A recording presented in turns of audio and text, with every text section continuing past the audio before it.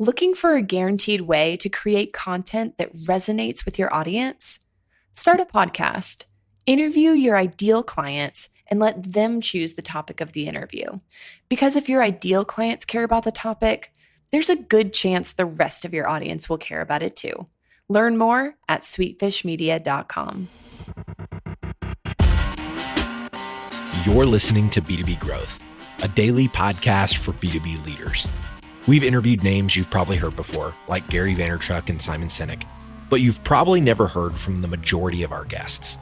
That's because the bulk of our interviews aren't with professional speakers and authors. Most of our guests are in the trenches leading sales and marketing teams. They're implementing strategy. They're experimenting with tactics. They're building the fastest growing B2B companies in the world. My name is James Carberry. I'm the founder of Sweetfish Media, a podcast agency for B2B brands, and I'm also one of the co-hosts of this show. When we're not interviewing sales and marketing leaders, you'll hear stories from behind the scenes of our own business. We'll share the ups and downs of our journey as we attempt to take over the world. Just kidding. Well, maybe. Let's get into the show.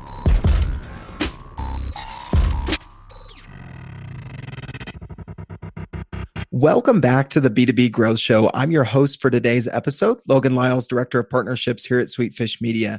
I am joined once again today by Andrea Kayal. She is the CMO at Upserve. Andrea, how are you doing today? Good, Logan. How are you?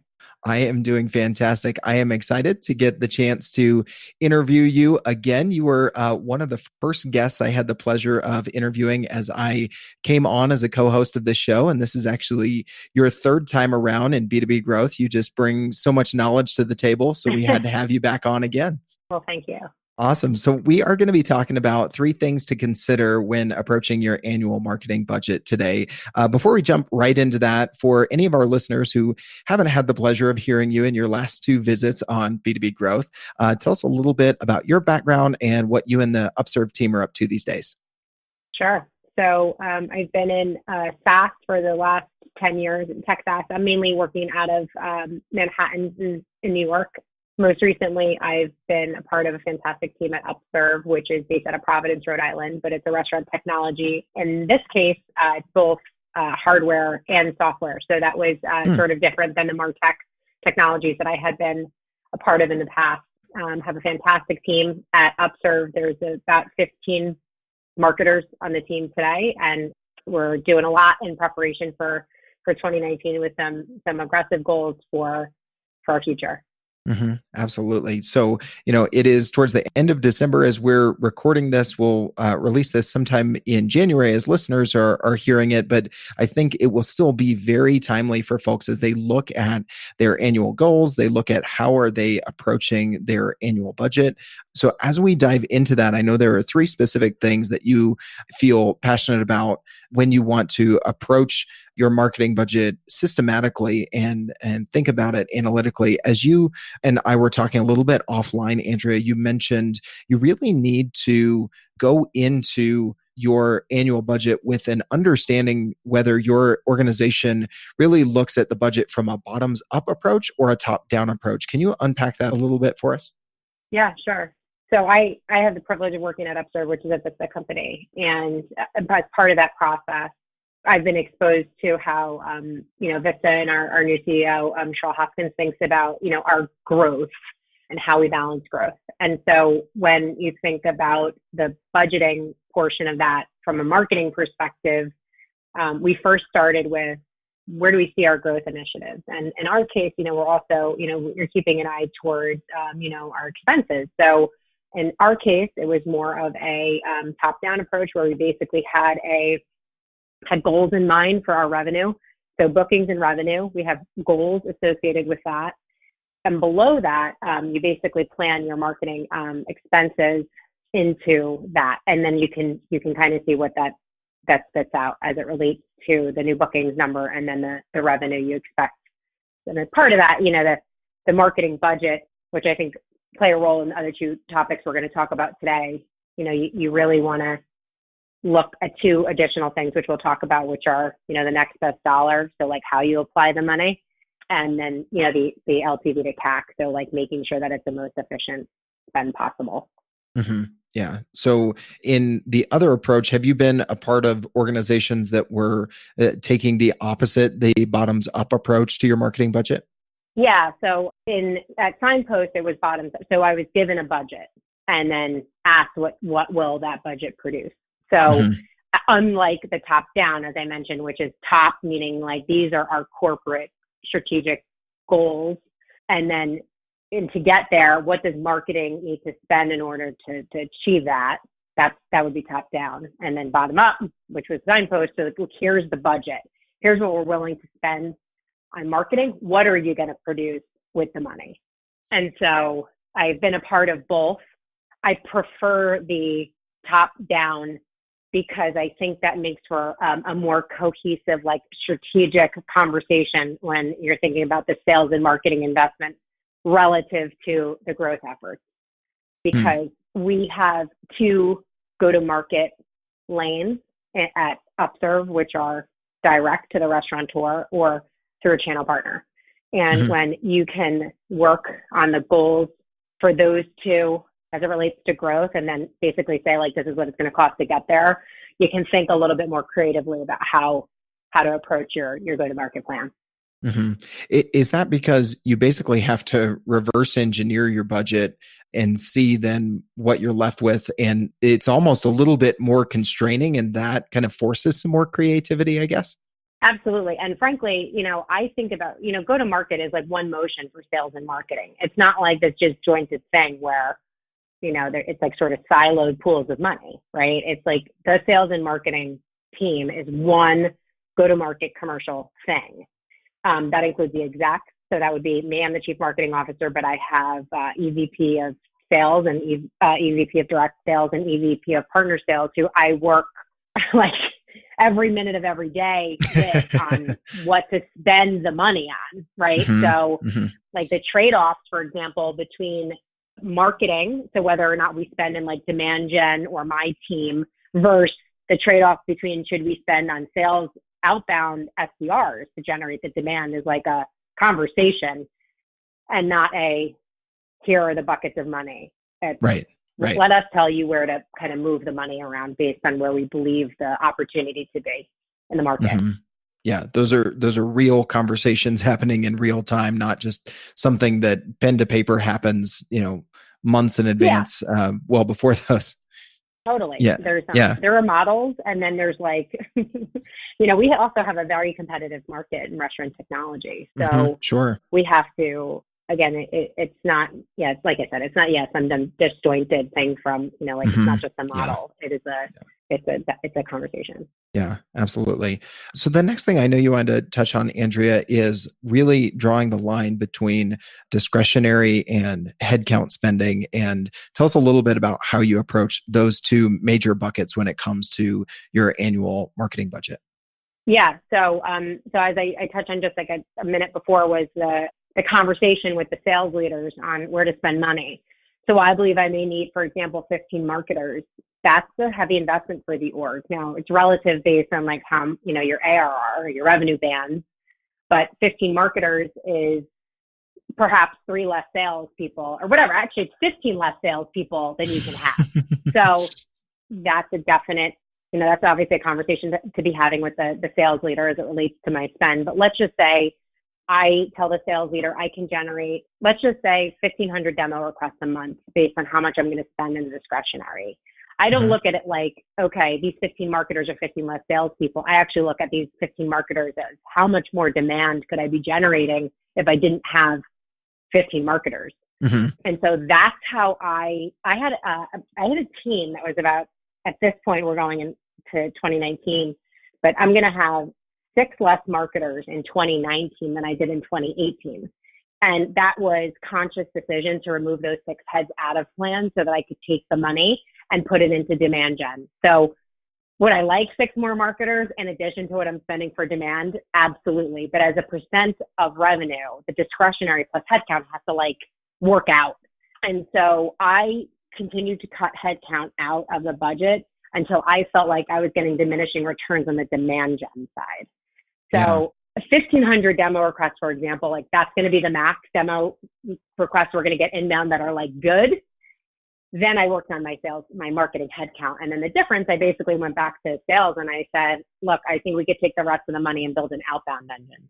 So when I think about spending for demand and people, I would say do all you can to work with less people and park the money in stuff that's going to generate money for the business. Yeah, until it reaches that point of diminishing return, then you move to the next category, but don't just put them out there equally. Start with one and then see where that fall off point is, and then that's where the other picks up, right? Exactly right. Yeah, I love the way you articulated that. Like they're not equal in my mind, right? Like by the way, there are fantastic marketers, but right. We're not saying that. Yeah, right. Yeah, there are, and the people who are no longer the team.